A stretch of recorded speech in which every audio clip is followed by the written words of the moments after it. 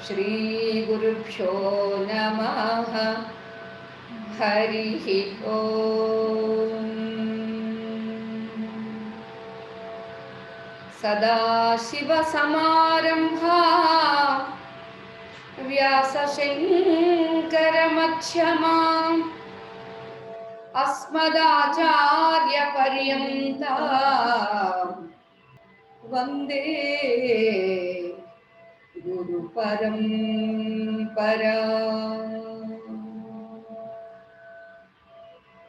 ॐ सर्वचैतन्यरूपां ताम् आद्यां विद्यां च धीमहि बुद्धिं यानः प्रचोदयात्। ॐ शान्ति शान्ति शान्तिः। ॐ सहना भवतु सहनौ भुनक्तु सह वीर्यं करवावहै तेजस्विनावधीतमस्तु मा विद्विषावहै।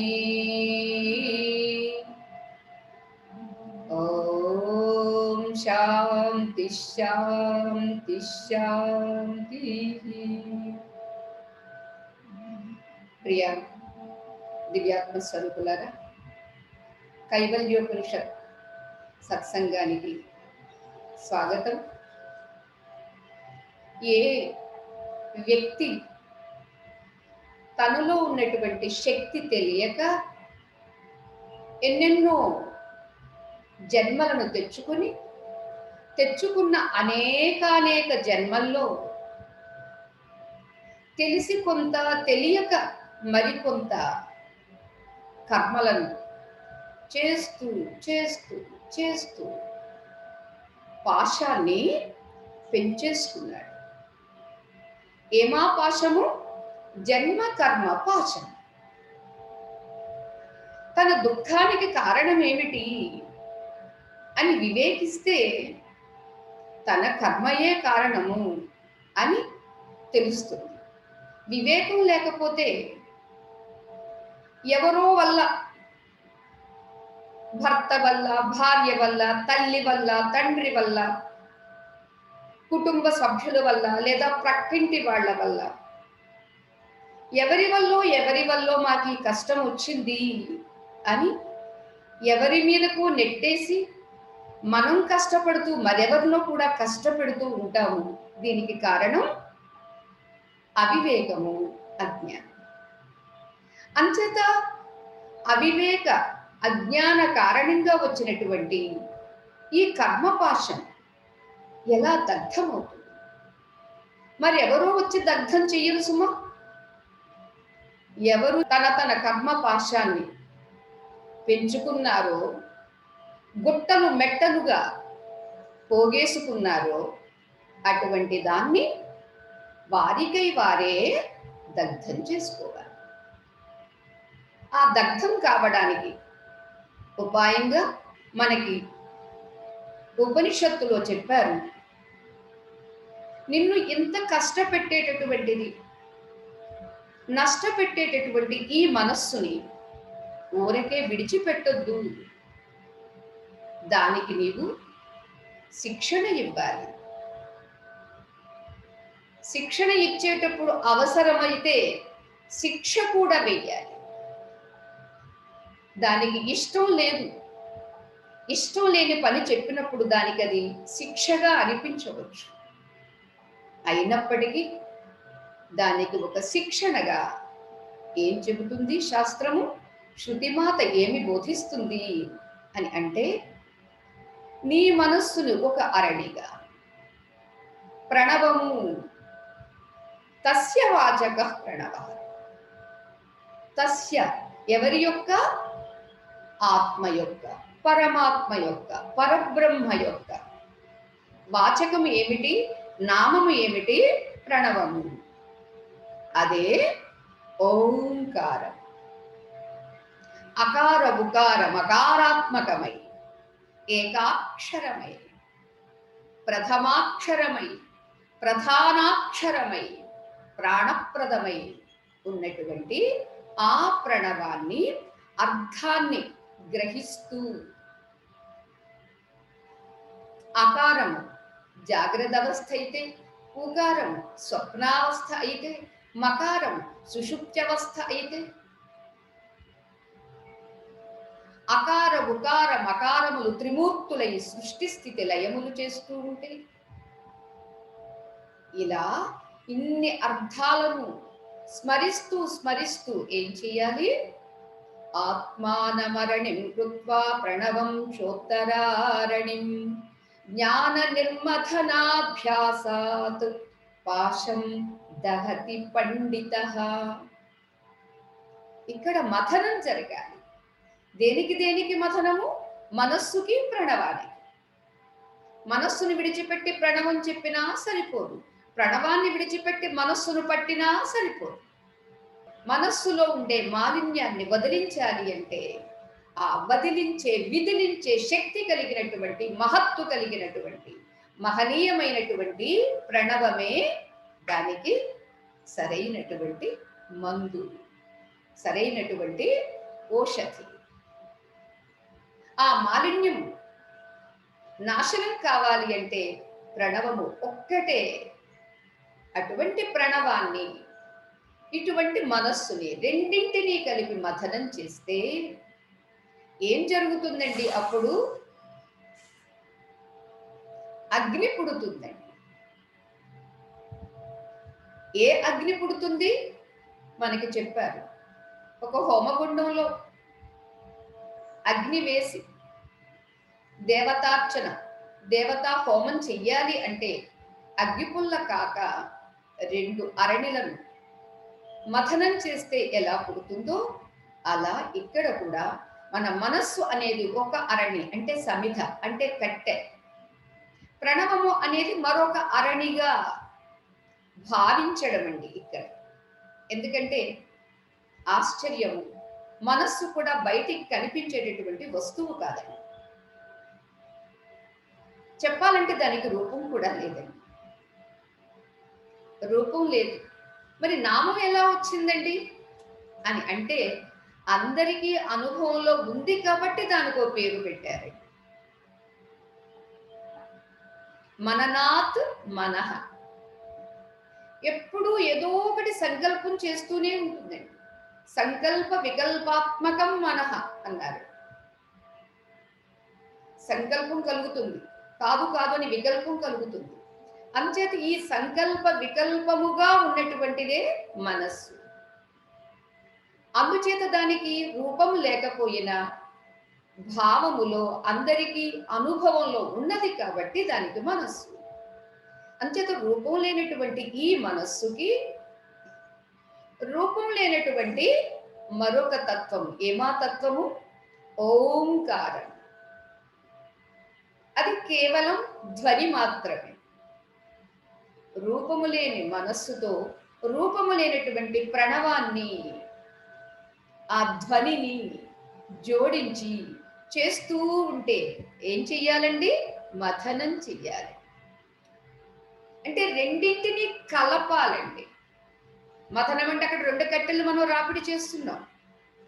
కానీ ఇక్కడ కనిపించని మనస్సుతో, కనిపించని ప్రణవంతో కలిపి జపించడం ద్వారా కనపడని అగ్ని పుడుతుంది.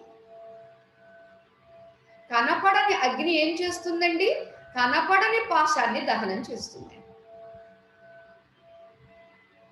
ఇక్కడ మనకి కర్మపాశము, కర్మపాశం ఏమైనా బయటికి కనిపిస్తుందండి? ఏమండి మీ కర్మపాశం ఎన్ని మీటర్ల పొడవు ఉందండి? నా కర్మపాశం ఎన్ని మీటర్ల పొడవు ఉందండి ఎవరైనా ప్రశ్నించారనుకోండి, ఎవరైనా చెప్పగలరా? పోనీ ఇంతవరకు ఎవరు ప్రశ్నించలేదు. శృతి మాత ప్రశ్నిస్తుంది. ఉండండి, మాకు టైం ఇవ్వండి, ఒక వారం రోజులు టైం ఇవ్వండి, ఆ కర్మపాశం ఎంత పొడవుందో కొలిచి చెబుతాము అన్న వాళ్ళు ఎవరైనా ఉన్నారా? గత జన్మలతో విడిచిపెట్టిన ఈ జన్మలోదైనా ఎవరైనా ఇదిగోనండి ఇప్పటికి ఇంత వయసు వచ్చింది కాబట్టి ఇంత వయస్సులో ఇదిగో ఎన్ని మీటర్లు ఉంది నా కర్మపాశం అని ఎవరైనా చెప్పగలరా? చెప్పలేము. ఎందుకని? దానికి కూడా రూపం లేదు. రూపము లేని కర్మపాశమును రూపము లేని మనస్సుతో రూపము లేనటువంటి కేవలం ధ్వని మాత్రమే ఉంటుంది. ఆ ధ్వనియే ఈ ప్రపంచానికి మూలం. అటువంటి మూల కారణమైనటువంటి ఆ ప్రణవ ధ్వనితో కలిపి స్మరిస్తే జపిస్తే ఏం పుడుతుందండి? అగ్ని పుడుతుందండి. పుట్టిన అగ్ని ఏం చేస్తుందండి? ఏ కర్మపాశము కనపడకుండా జన్మ కర్మ అని పట్టి పీడిస్తుందో, పనికిరాని క్షుద్రమైన నీచమైన ఎన్నో జన్మల్ని కలిగించిందో, మరి ఇంకెన్ని జన్మల్ని కలిగించడానికి సిద్ధంగా ఉందో, అటువంటి కర్మపాశము నాకు వద్దు, ఇక చాలు, ఉన్నది చాలు, అనుభవించినవి చాలు అనే విరక్తి కలిగితే ఏం చేస్తాడండి? కర్మపాశాన్ని దగ్ధం చేసుకోవాలి అని ప్రయత్నం చేస్తాడు. అదిగో ఆ ప్రయత్నంలోనే ఈ సాధన. ఏమిటది? ప్రతీక సాధన. ఈ ప్రతీక సాధనలో ఎప్పుడైతే జ్ఞానాగ్ని పుట్టిందో, ఇదంతా బాహ్యమైనటువంటి క్రియ కాదు సుమా. ఏదో కూర్చుని కుస్తీ పట్టేసి ఏదో చేసేద్దామంటే నేను చెయ్యకపోతే నలుగురు మనుషులు పెట్టి చేయించేస్తానండి. ఆహా, ఎవరితోనో చేయించేది కాదు, మనం కూడా బాహ్యంగా చేసేది కాదు.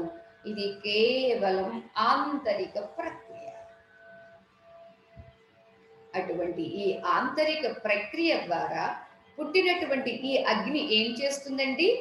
ఆంతరికంగా ఏర్పడినటువంటి కర్మపాశమును దగ్ధం చేస్తుంది.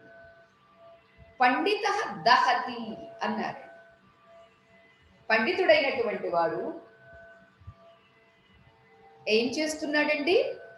తనకు తెలిసినటువంటి జ్ఞానం అనే అగ్నితో కర్మపాశాన్ని దగ్ధం చేసుకుంటున్నాడు. అదే మనకి దేవుడమ్మ గారు చెప్పారు నామే, కామమనే కట్టె మీద జ్ఞానమనే నిప్పు వేసి, కామమనే కట్టె మీద జ్ఞానమనే నిప్పు వేసి, సోహమనే విసన కర్రతో సొంపుగా విసరవలే, సోహమనే విసన కర్రతో సొంపుగా విసరవలే, మండవే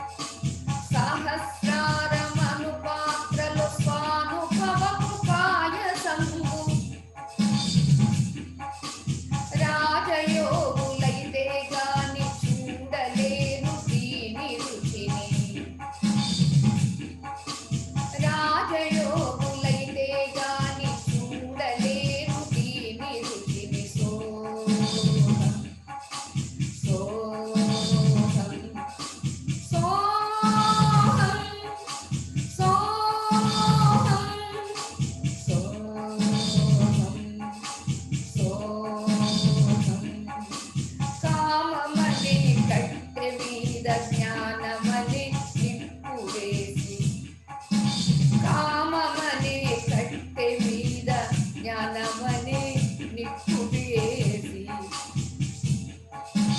సోహమనే విషన కర్రతో సొంపుగా విసరవలే సోహమనే విషన కర్రతో సొంపుగా విసరవలే మండవే ఓ పొయ్యి నీ మహిమా నాకు తెలుసు మండవే ఓ పొయ్యి నీ మహిమా నాకు తెలుసు సోహం సోహం సోహం సోహం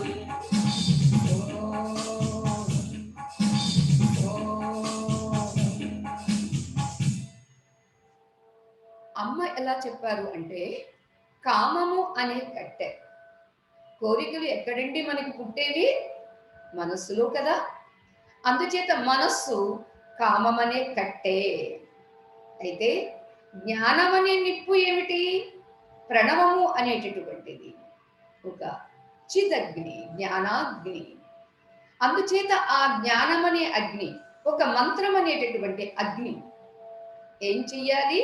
ఈ కామమనే కట్టె మీద జ్ఞానము, మంత్రము, ప్రణవ మంత్రము అనేటటువంటి నిప్పు వేసి రాజపెట్టండి అన్నారు.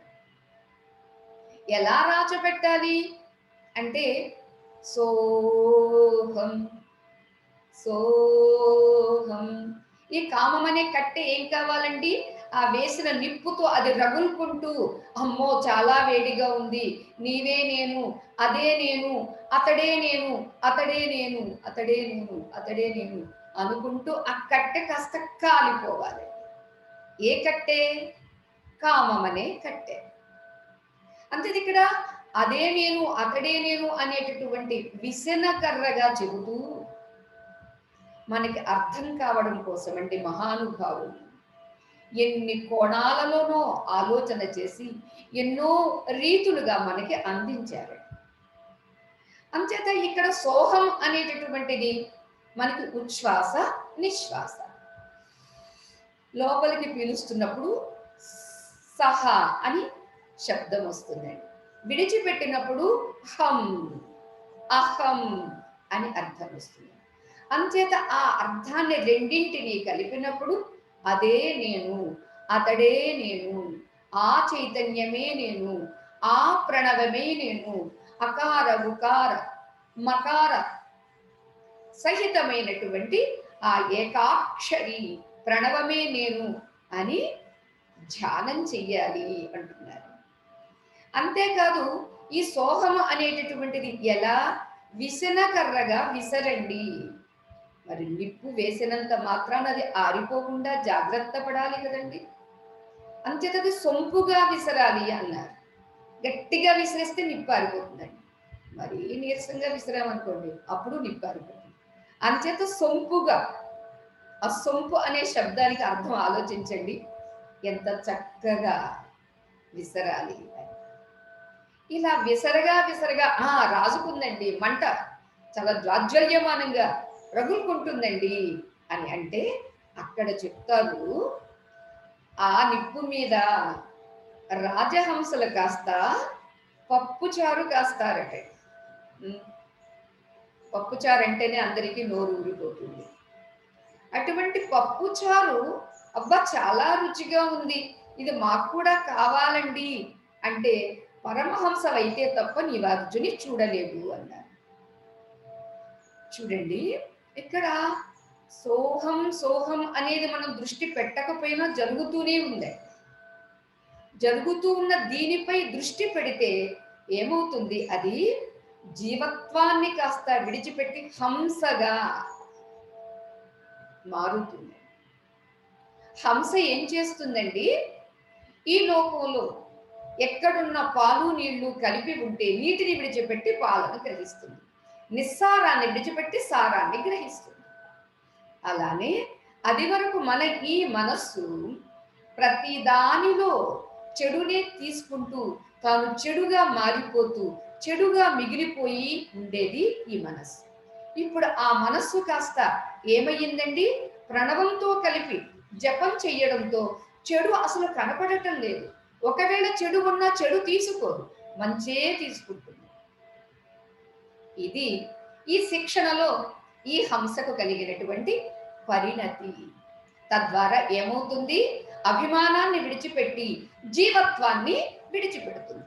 జీవత్వం ఎప్పుడైతే విడిచిపెట్టిందో అప్పుడు రాజహంస అయ్యింది. రాజహంస కావడంతో రమ్యమైన పప్పుచారు కాస్తుంది, ఇంకా పరమహంస అయ్యి పాయసము కాస్తుంది. ఈ పాయసము ఎక్కడండి? సహస్రారం అనేటటువంటి పాత్రలు. సౌందర్య లహరిలో కూడా మనం చెప్పుకున్నాము. మన ఈ శరీరంలో ఉండేటటువంటి షట్చక్రములలో క్రింది ఉన్నటువంటి 5 చక్రములలో పంచభూతములుగా ఉంటే ఆ తల్లి, ఆ చిచ్చక్తి, భ్రూమధ్యలో ఆజ్ఞా చక్రంలో మనోరూపంగా ఉంటే అక్కడ కూడా విడిచిపెట్టి సహస్రారంలోకి ప్రవేశించి సహరహసి పథ్యా విహరసి అన్నారు. ఇక్కడ సదాశివుడు ఏ సహస్రారంలో ఉన్నాడో ఆ సహస్రారంలో ఉన్నటువంటి ఆ చైతన్యంతో కలిసి ఈ చిచ్చక్తి కాస్త కలిసి విహరిస్తుంది అన్నారు.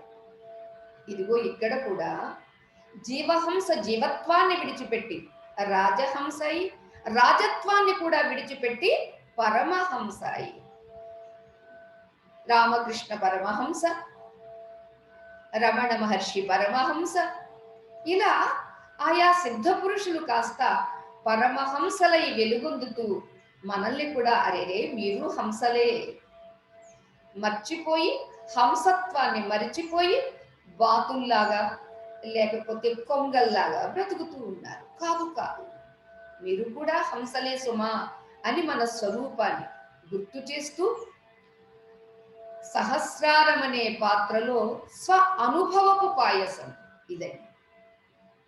ఇక్కడ పాయసం పాయసం అంటే మనం బయట తింటామండి, అది ఎక్కువ తింటే ముఖం ముద్దుతుందండి. కానీ ఇక్కడ సహస్రారం అనేటటువంటి పాత్రలో స్వ అనుభవం ఉన్నదే శ్రీ శివా శివ శక్త్యైక్య రూపిణి శ్రీ లలితాంబిక. శివాశివులు, శక్తి శక్తములు, ప్రకృతి పురుషులు అనేటటువంటిది రెండింటిగా చెప్పినా ఉన్నది ఏకత్వమే సుమా. అదిగో ఆ ఏకత్వానుభూతి పొందినటువంటి స్వ అనుభవము ఉందే, ఆ స్వానుభవము పాయసం కన్నా తీయగా ఉంటుంది, అమృతం కన్నా మాధుర్యంగా ఉంటుంది. అది తత్వం. అందుచేత రాజహంసలైతే గాని చూడలేరు దీని రుచి. ఆ రుచి చూడాలన్నా మరలా తిరిగి మనం ఆ పాయసం వండుకోవాలనుకున్న జీవత్వాన్ని విడిచిపెట్టాల్సింది. ఎప్పుడు విడిచిపెట్టడం జరుగుతుందండి? ఈ సోహం అదే నేను, ఈ కామం అనే కట్టె మీద ప్రణవం అనేటటువంటి జ్ఞానాగ్నిని వేసినప్పుడు, ఇవి రెండూ కలిపి స్మరించినప్పుడు, జపించినప్పుడు పుట్టినటువంటి ఏ అగ్ని ఉందో సూక్ష్మాగ్ని, జ్ఞానాగ్ని, ఆ జ్ఞానాగ్ని ఏం చేస్తుందండి? పాశం దహతి, కర్మ పాశమును దహిస్తుంది అని చెప్పారు. ఓకే, ఏ పండితుడైతే తనకున్నటువంటి ఈ కర్మ పాశాన్ని దగ్ధం చేసుకుంటాడో తద్వారా అతడు ఈ శరీరంలో ఉన్నప్పటికీ కూడా ఈ శరీరానికన్నా విలక్షణంగా ఉన్నటువంటి, సాక్షిగా ఉన్నటువంటి తన స్వరూపంగానే ఉంటాడే తప్ప కర్మతో వచ్చినటువంటి ఈ జన్మ నేను, ఈ స్త్రీ ఉపాధి నేను, పురుష ఉపాధి నేను, లేక బ్రాహ్మణ క్షత్రియ వైశ్య శూద్ర మానవ మానవేతర ఏ ఏ ఉపాధులు ఉన్నప్పటికీ అవేవి నేను కాదు, వాటికన్నా వేరుగా ఉన్నాను అని తెలుసుకుంటాడు అని చెప్పారు. అలా తెలుసుకున్నటువంటి అతడు ఏం చేస్తాడండి? జీవన్ముక్త స్థితిలో ఉంటాడు అన్నారు. సరే, ఇప్పుడు మనకి తెలిసిందనుకోండి ఆ తత్వం, ఇప్పుడే మనకి ఆ పాశం దగ్ధమయ్యిందనుకోండి, ఇక చెయ్యాల్సిందేమీ లేదండి, కేవలం సాక్షిగా చూడాల్సింది. మనం కాస్త పరిశీలన చేసుకుంటే ఆ సాక్షిత్వం కూడా మనకి తెలుస్తుందండి. ఒక్క మొన్న జరిగిన సంఘటన చెప్తాను. పరమాచార్య స్వామి వారికి వస్త్రాలంకరణ చెయ్యమని అర్చక స్వామికి చెబితే ఆయన చెయ్యలేదు. నేను విజయదశమి నాడు హడావిడిలో చూడలేదు. మర్నాడు చూస్తే అప్పుడే అర్చకుడు వచ్చాడు. చాలా కోపం వచ్చింది. అరే, దేవత పట్ల ఇంత అపచారం చేస్తావు.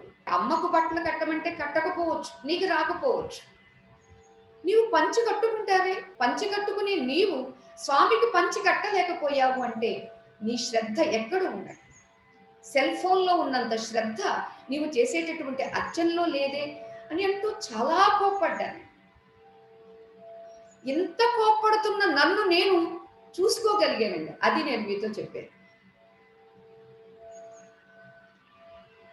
ఇతరులు ఎవరైనా కోప్పడుతుంటే కోప్పడుతున్న వాళ్ళని మనం ఎలా చూస్తామో, ఓ చాలా గట్టిగా కోప్పడుతున్నారు మాతాజీ అని అన్నట్టుగా మనం వేరుగా ఉన్నవాడు ఎలా చూస్తారో, అలా ఆ అబ్బాయిని కోప్పడుతూ ఉన్నప్పుడు కోప్పడుతున్న నన్ను నేను చూడగలిగాను. అంటే ఇది మన అందరికీ ఉందండి, జరుగుతున్నది అదే, కానీ చూసుకోవటం లేదంతే. అప్పుడు అనుకున్నాను, అమ్మా చాలా చాలా ధన్యవాదాలు. కోపం వచ్చినప్పుడు మనం ఇన్వాల్వ్ అయిపోయి మనల్ని మనం మర్చిపోతామండి. కానీ ఇక్కడ మర్చిపోకుండా కోపిస్తున్న నా మనస్సుని, కోపానికి గురి అవుతున్నటువంటి అర్చకుని, ఇవి రెండింటినీ చూడగలుగుతూ ఉన్నదే అది సాక్షి. ఇవన్నీ మనస్సు, బుద్ధి, ఇంద్రియాలలో జరుగుతూనే ఉంటాయి. అయితే మీరు ఇక్కడ అనవచ్చు, ఇంత వేదాంతం నేర్చుకునే లాభం ఏమిటండి? మీ కోపం తగ్గలేదు, మీ తాపం తగ్గలేదు అని. నిజమే, వేదాంతం నేర్చుకున్నందుకు వ్యవహారాలను దేని మనం మార్చలేము. కానీ ఆ స్పీడు తగ్గుతుంది. కానీ ఆ స్పీడులో కూడా ఆ విట్నెస్, సాక్షిత్వం అనేది కూడా మనకి కలుగుతుంది. ఇది ప్రధానం. అంటే ఇది ఎలా ఉంటుందంటే, తెలుసుండి కూడా కోప్పడడం. ఎందుకంటే అప్పుడు ఆ మాత్రం కోప్పడకపోతే మరలా అబ్బాయి ఇంకొకసారి చేస్తాడు. అదే అపచారం. నేను అదే చెప్పాను. ఈ అపచారము యజమానిగా నాకు కాదు, నీకొక విధిని, నీకొక డ్యూటీని అప్పగించినప్పుడు చెయ్యలేదు కాబట్టి అపచారం నీకే. ఈ అపచార దోషం నువ్వు ఎలా చేసుకుంటావు, ఇది నీకు మంచిది కాదు అని ఆ హెచ్చరికలో కూడా ఎందుకను నాకంటే ఆ రోజే అనిపించింది. అది వరకు ఎప్పుడు నాకు అనిపించలేదండి. మీ అందరి నిమిత్తంగా చేస్తున్నటువంటి సత్సాంగత్య ప్రభావం, శాస్త్ర మననం, శాస్త్ర విచారణ ఇంత విలక్షణత్వాన్ని ప్రసాదిస్తుంది సుమా అని అనుభవాన్ని నేను మీకు చెప్తున్నాను. ఎప్పుడైతే ఆ విలక్షణంగా ఉండడం తెలిసిందో, నెమ్మదిగా అన్నింటి నుంచి వేర్పాటుతనం కలుగుతుంది. ఇక కలిగిన తర్వాత చేసేదేముందండి? చేసేదేమీ లేదు, చూసేది మాత్రమే ఉందండి. ఏమిటి చూసేది? జరుగుతున్న ప్రతిక్రియను చూసేది. గీతలో చెప్పారే, నైవ కించిత్ కరోమితి యుక్తో మన్యేత తత్వవిదు పశ్యన్ శృణ్వన్ స్పృశన్ జిఘ్రన్ నష్టన్ గచ్చన్ స్వపన్ ససన్ ప్రలపన్ విసుజన్ గృహ్ణన్ ఉన్మిషన్ నివిషన్నపి ఇంద్రియాణి ఇంద్రియార్థేషు వర్తంత ఇది ధారయన్. తత్వం తెలిసినటువంటి వాడట ఏం చేస్తాడు? నేనేమీ చెయ్యటం లేదు, కించిత్ న కరోమి, నైవ కరోమి అంటాడు. అసలు ఏమీ చెయ్యటం లేదు. అదేమిటి? ఆయన చూడటం లేదా? ఓ బ్రహ్మాండంగా చూస్తున్నాడు. తినటం లేదా? బ్రహ్మాండంగా తింటున్నాడు. మొత్తం క్రియాపదాలన్నీ పడేశాడండి. పశ్యన్ శృణ్వన్ స్పృశన్ దిఘ్రన్ అశ్నన్ గచ్చన్ స్వపన్ శ్వశన్ ప్రలపన్ విసృజన్ గృహ్ణన్. ఇన్ని క్రియాపదాలు వాడినప్పటికీ కూడా ఏమంటారంటే, ఇంద్రియములు ఇంద్రియార్థముల యందు ప్రవృత్తమవుతున్నవే తప్ప నేను వాటిల్లో ప్రవృత్తం కావటం లేదు. ఇది కావాలండి. ఆ స్థితిలో ఉన్నటువంటి వాడికి సమస్య లేదండి. ఇక దాన్ని దృఢపరుచుకోవడం అనేటటువంటిది కేవలం జ్ఞాన సాధన మాత్రమే. అయితే అది స్థిరపడలేదు, కర్మపాశం దగ్ధం కాలేదు, ఇంకా